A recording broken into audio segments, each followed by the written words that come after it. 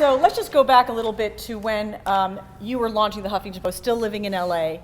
And I remember very distinctly one of the times I had called you up to go for a hike. You had said, you know, I really can't hike, but I can walk, and because you had hurt yourself. Yes. And that was when you told me that you had fallen and injured yourself at your desk. And you didn't say it at the time, but I immediately thought she has worked herself to exhaustion. Yes. I really, and then, of course, being Arianna, she that into a mission and a crusade to get everybody healthier. So that's how this book came about. Tell us a little bit about that. Yes, actually, you remember it absolutely right. I had just come back from going on a college tour with Christina, my oldest daughter, during which the ground rule was you're not going to be on your phones, you're just going to be with me, and it seemed very fair. So we would check into a hotel, she would go to sleep, I would start working, you know, during the early days of building the Huffington Post. I got back home, I was at my desk, I stood up, take a sweater, and I collapsed, hit my head on the way down, broke my cheekbone. And that was the beginning of my reevaluating my life and reading a lot of stuff about burnout and about the key importance of sleep, and recognizing that I was not alone, looking around and suddenly becoming conscious of how burnt out millions of people are. And I just have become this kind of sleep evangelist, because I believe that we are toiling under this collective delusion that burnout is the way to succeed.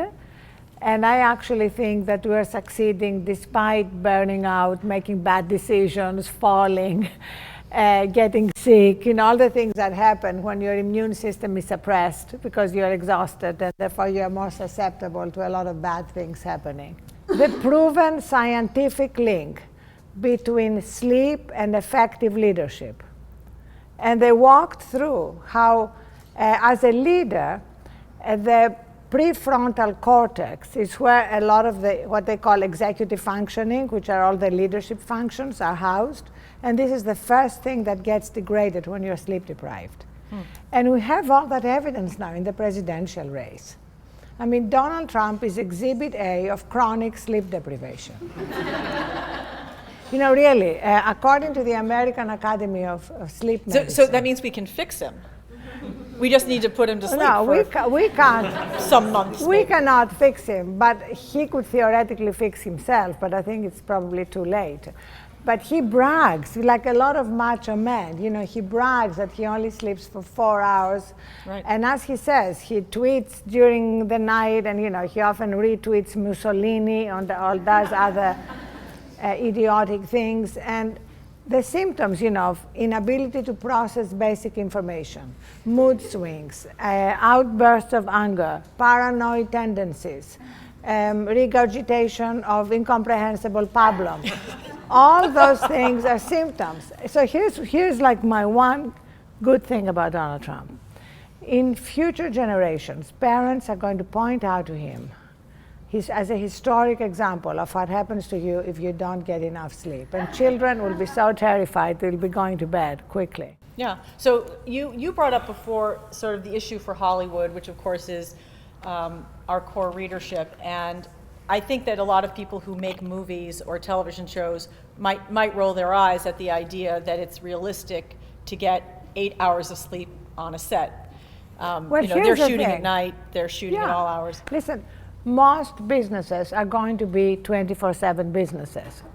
Whether in the digital age, yeah. Whether you're a media business, whether you're a studio, or whether you have multiple customers in multiple time zones, for whatever reason. That's not an excuse.